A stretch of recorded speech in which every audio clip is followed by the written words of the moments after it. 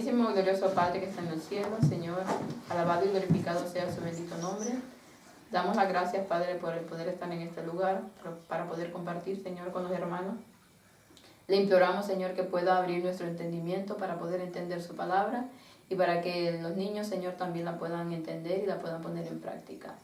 Bendiga a su pueblo, Señor, alrededor de toda esta tierra y ayúdenos para que cada día podamos hacer las cosas bien, Señor, para poder ir por el camino hacia la santidad, hacia la Canaán celestial.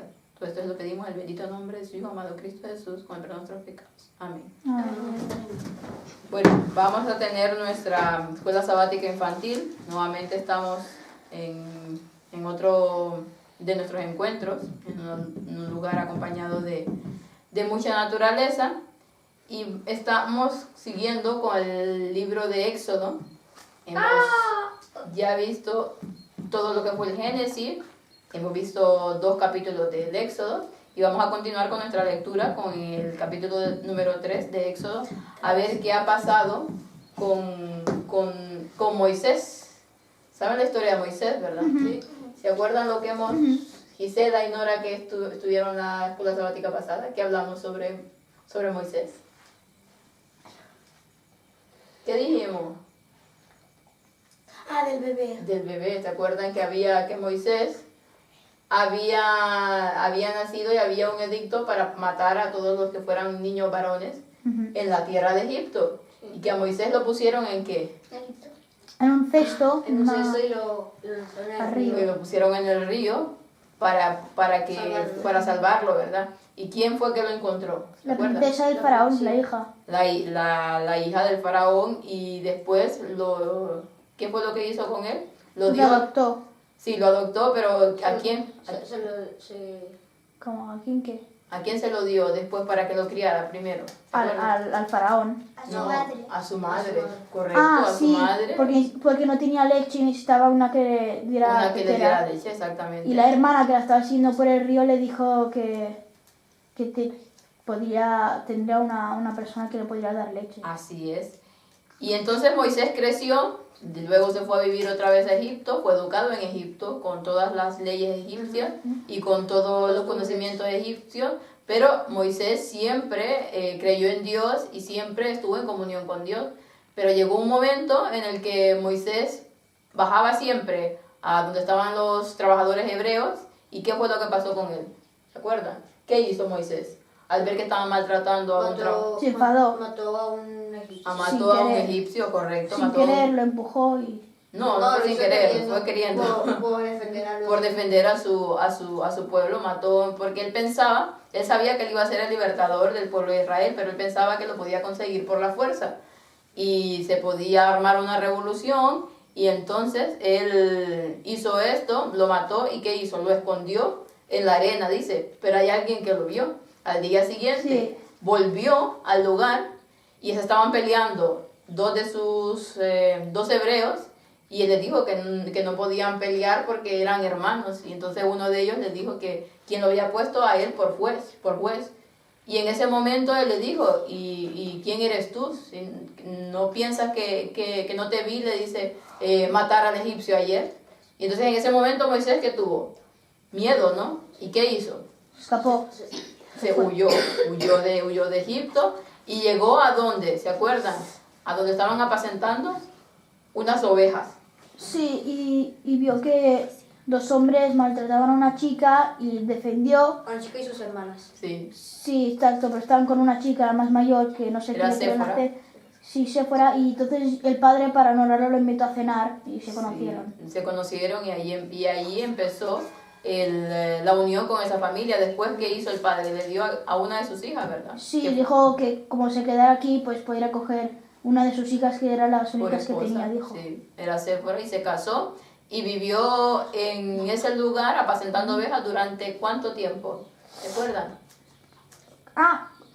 40 años. 40 años. Y entonces pasó lo que vamos a ver ahora. Durante esos 40 años Moisés estuvo desaprendiendo todo lo que había aprendido en Egipto.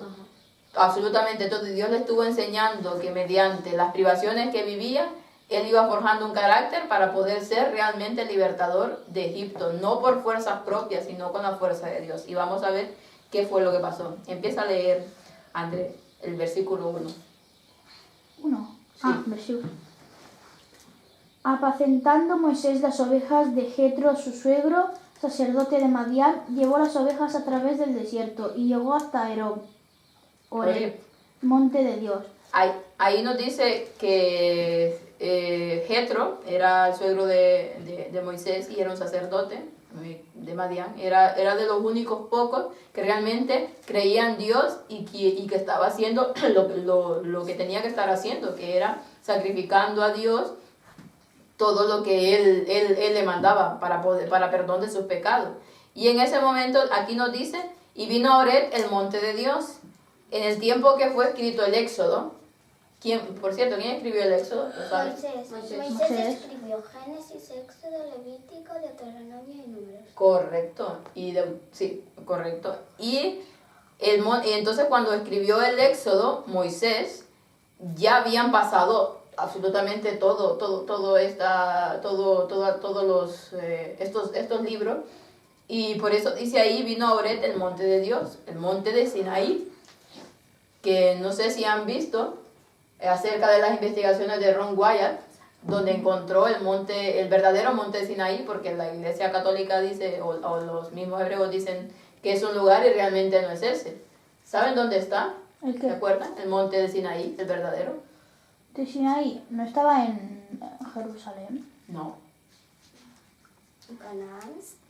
No, el monte Sinaí está en Arabia Saudita actualmente y fue quien lo descubrió ahí. Bueno, ya lo han descubierto otras personas, pero Ron Wyatt, el arqueólogo aficionado que descubrió el Arca de Noé también, pues descubrió el monte Sinaí y se ve una gran montaña con el pico quemado, que es donde descendió Dios para dar la tabla de los 10 mandamientos. Y entonces, como descendía una nube de fuego, entonces todo eso está carbonizado totalmente, esa parte. Bueno, sigamos. Y se le apareció el ángel de Jehová en una llama de fuego en medio de una zarza. Y él miró y vio que la zarza ardía en fuego y la zarza no se consumía. Entonces dice que apareció el Señor en una llama de fuego, el ángel del Señor. ¿Quién es el ángel del Señor según la Biblia? ¿Gabriel? No. El ángel de Jehová. Miguel. Ajá, es el mismo Miguel. Tenía un nombre. ¿Pero quién es Miguel? Jesús. Correcto, Jesús. Jesús es el ángel de Jehová. Dice que era el mismo Señor, el mismo Dios. Bueno, claro, el Dios Jesús, tal Dios Padre, Dios Hijo, Dios Espíritu Santo. En este caso, la segunda persona de la deidad es Jesús. Y él fue el que se le apareció a Moisés en una zarza que ardía y que no se consumía. Imagínense ustedes estar viendo una zarza que inmediatamente se consume y no se consumía. Y para Moisés debió haber sido un momento muy, muy especial, porque sabía que era Dios quien estaba hablando. Sí, le dijo de quitarse los zapatos porque estaba a eso vamos ahora. Vamos al versículo 3. Entonces Moisés dijo: iré yo ahora y veré esta grande visión, porque causa la zarza no se quema. Sí, entonces Moisés en ese momento miró y vio que no se quemaba, algo pasa, dijo, y vio que era algo divino. Seguimos con el 4. Viendo Jehová que él iba a ver, lo llamó Dios de en medio de la zarza, y dijo: Moisés, Moisés, y él respondió: heme aquí. Vemos que Moisés sabía que era Dios, y inmediatamente que Dios lo llamó, él dijo: heme aquí, Señor, aquí estoy. ¿Qué es lo que tú quieres para conmigo? Y en ese momento estaba ya dispuesto, porque había tenido 40 años de que Dios le iba mostrando su voluntad a través de la misma palabra de Dios, a través de la naturaleza también. Sigue el 5. Y dijo: no te acerques, quita tu calzado de tus pies, porque el lugar en que tú estás, tierra santa es. Entonces en ese momento dijo: quita tus zapatos o tus sandalias, porque en ese momento, en ese tiempo no se conocían los zapatos como ahora los conocemos, eran sandalias los que utilizaban. Y nos dice aquí el comentario bíblico: la práctica de sacarse antes de entrar a un templo, un palacio o a una cosa particular siempre ha sido una costumbre general en el cercano oriente, puesto que los zapatos o sandalias llevan polvo y otras impurezas. La reverente mentalidad oriental consideraba considerada sacrilegio de entrar al lugar limpio o santo con los zapatos puestos. La misma orden fue dada a Moisés, pues después repetida a Josué. En ese momento lo consideraban santo a ese lugar. Y hay una cita de Elena White que nos habla acerca de la reverencia que debemos de tener en cuanto nos acercamos a Dios. ¿Por qué? Porque no es a cualquier persona que nos estamos acercando, es al soberano, al Dios del universo. Entonces debemos de ir con reverencia cuando estamos hablando de la palabra de Dios. Donde 2 o 3 están reunidos es la iglesia de Dios. Y nos dice aquí, para que ustedes puedan ver cuando se acercan a tener su comunión con Dios, deben de saber que están en un lugar santo, porque en ese momento Dios baja para poder tener una comunión con Él. Y nos dice ella, la humildad y la reverencia deben caracterizar el comportamiento de todos los que se acercan a la presencia de Dios. En el nombre de Jesús podemos acercarnos a Él con confianza, pero no debemos hacerlo con la osadía de la presunción, como si el Señor estuviera al mismo nivel que nosotros. Algunos se dirigen al Dios grande, todopoderoso y santo, que habita en la luz inaccesible, como si se dirigiera a un igual o a un inferior. Hay quienes se comportan en la casa de Dios como no se atreverían a hacerlo en la sala de la audiencia de un soberano terrenal. ¿Verdad que si ustedes están en presencia de una persona importante, digamos el presidente de una república, un rey o cualquiera, cómo se comportarían? Educadamente, ¿no? Sí. Entonces, a veces porque si estamos ante la presencia del rey de todo el universo, del Dios soberano, nos comportamos como si fuera cualquier persona, como que estamos delante de nuestro amigo y no le ponemos la importancia que debería de ser. Entonces, cuando nosotros estemos así, por ejemplo, en estas reuniones, debemos de comportarnos como que Dios mismo esté ahí y debemos hacerlo así. Estas personas deben recordar, dice, que ante la vista de aquel a quien los serafines adoran, ante quien los ángeles cubren su rostro. Imagina, los ángeles, al dirigirse a Dios con sus alas, cubren su rostro. No se atreven ni mirar a Dios, porque irradia algo tan santo, una luz divina que ellos no pueden. Es un respeto extremo que le tienen. Entonces nosotros a veces, cuando vamos a orar, lo hacemos en unas posiciones también que nos ponemos así, como que estemos en la, bueno, ni en la escuela creo que se ponen tan así. Entonces a Dios hay que ir con reverencia. Las oraciones privadas siempre deben tratar de ser de rodillas en la medida posible si no estamos enfermos. Dice, a Dios se le debe reverenciar grandemente. A Dios se le debe reverenciar grandemente. Todo lo que Él verdaderamente reconozca su presencia, se inclinarán humildemente ante Él, como Jacob cuando contempló la visión de Dios, exclamó, cuán terrible es este lugar, no es otra cosa de Dios que de casa de Dios y puerta del cielo. Entonces continuemos, André, Y dijo, yo soy el Dios de tu padre, Dios de Abraham, Dios de Isaac y Dios de Jacob. Entonces Moisés cubrió su rostro, porque tuvo miedo de mirar a Dios.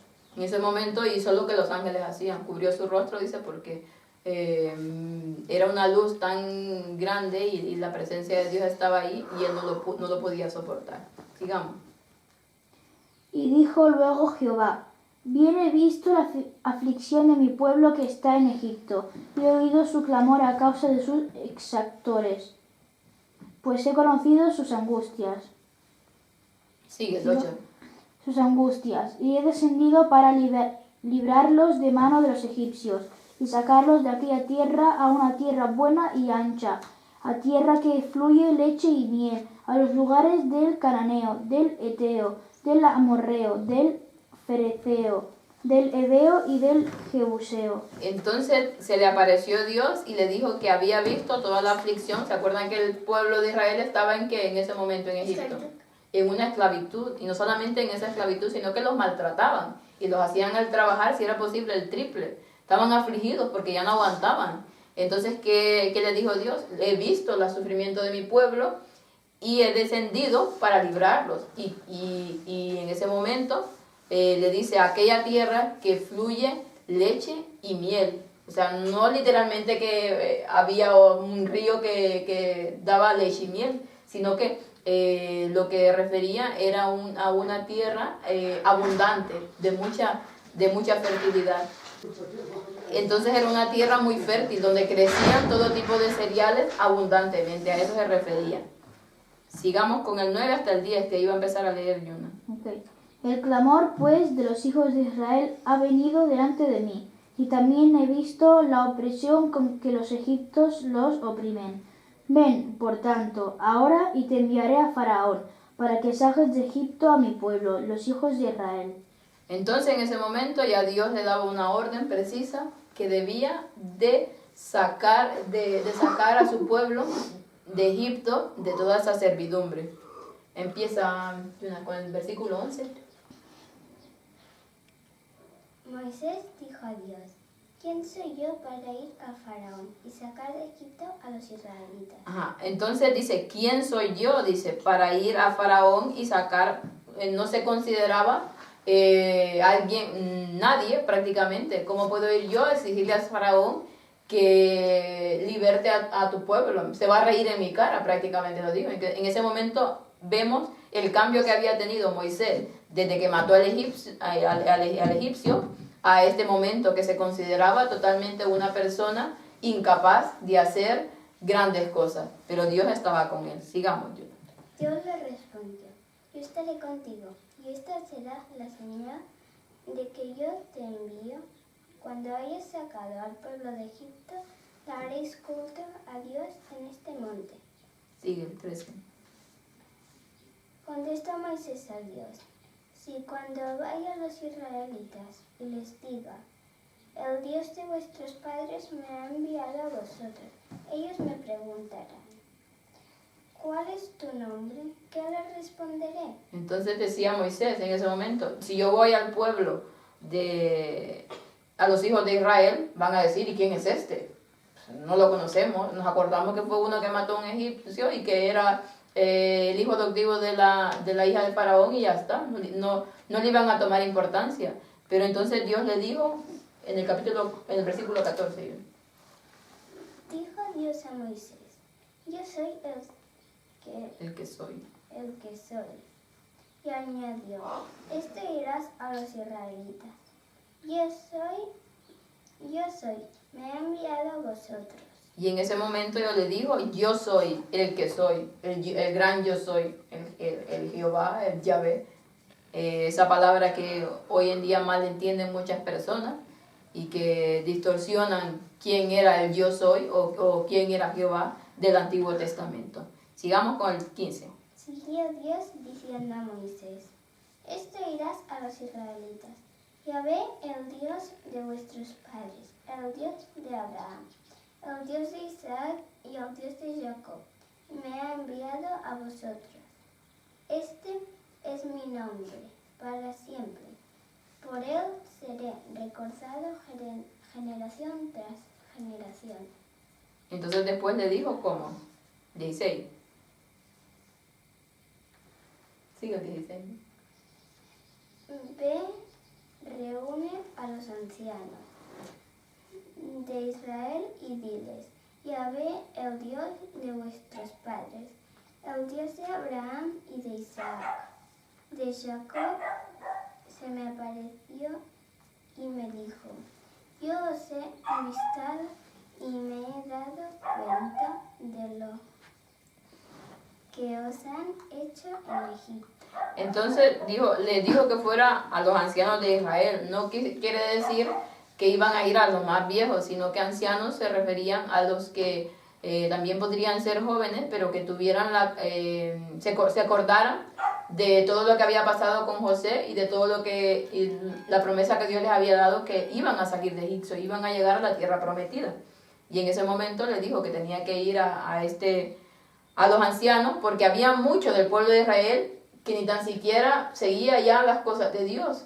Habían estado tanto tiempo en esclavitud y siguiendo las costumbres egipcias que se habían amoldado a los egipcios y muchos ya ni creían.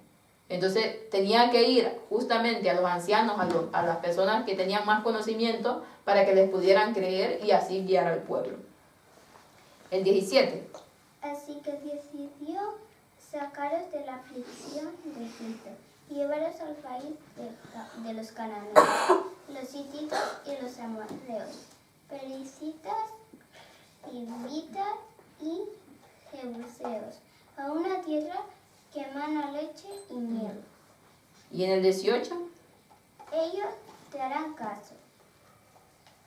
Tú entonces irás con ellos, ancianos de Israel, donde el rey de Egipto, y les diréis: Yahvé, el Dios de los hebreos, se nos ha aparecido, y ahora tenemos que hacer un viaje durante 3 días por el desierto para ofrecer sacrificios a Yahvé, nuestro Dios. entonces le dijo que fuera y que los ancianos le iban a creer, porque Dios ya había impresionado a los ancianos para que le creyeran. Dios ve el futuro.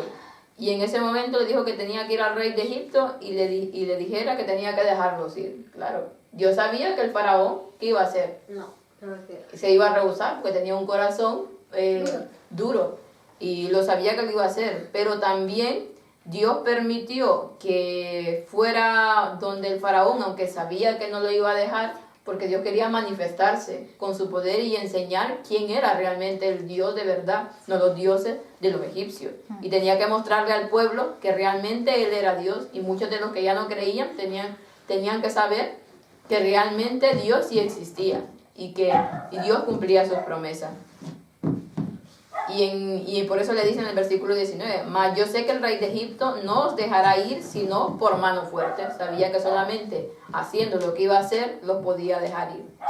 Pero yo extenderé mi mano, dice, y heriré a Egipto con todas mis maravillas que haré en él, y entonces os dejará ir. Yo sabía que le iba a dar todas esas plagas y que al final los iba a dejar ir. Y yo daré a este pueblo gracia a los ojos de los egipcios, dice, para cuando os partiereis no salgáis vacíos, sino que demandará cada mujer a su vecina y a su huésped vasos de plata, vasos de oro, vestidos de los cuales pondréis sobre vuestros hijos y vuestras hijas y despojaréis a Egipto. Dios no es que le estaba diciendo roben a los egipcios, sino que le estaba diciendo que él iba a hacer que los egipcios mismos les regalaran muchas de sus pertenencias a los hebreos. ¿Por qué? Porque habían estado mucho tiempo viviendo, no viviendo, sino que adueñándose de todo el trabajo de los hebreos a cambio de nada, porque no les daban, prácticamente era la comida. Entonces les debían mucho, y de esa manera pues Dios hizo que todo ese tiempo vivido ahí y ese servicio que mostraron los hebreos, pues Dios los iba a remunerar de esa forma. Entonces, al final, después vamos a ver cuando salieron de Egipto que se fueron con muchas riquezas, que Dios hizo en que los egipcios les dieran esas mismas pertenencias. Así que terminamos con el capítulo número 3, el próximo vamos con el capítulo número 4, vamos a ver cuando Moisés llega a Egipto y cuando se enfrenta al faraón y qué es lo que hace con el faraón o qué es lo que empieza a hacer para decir que deje ir a su pueblo. Así que vamos a terminar con una oración. ¿Quieres terminar, Randa? Yo. Sí. Si es que eres el único que te atreves a hacer la oración. Es verdad, siempre lo he hecho yo. Sí, bueno, por eso. Bueno, vale. Padre nuestro que estás en los cielos, gracias por un sábado más. Ayúdanos a poder comprender bien tu palabra, porque es santa y si es santa será. Ayúdanos también con nuestras dificultades del día y haz que hoy podamos estar por tu palabra y no por otras cosas que no deberíamos estar. También ayuda a los que necesitan ayuda, a los enfermos, a los sanos. Ayuda como a pobres y a ricos también, porque a veces están peor los ricos que los pobres. Tan solos no tienen la palabra de Dios. Todo te lo pedimos en el nombre de Jesús. Amén.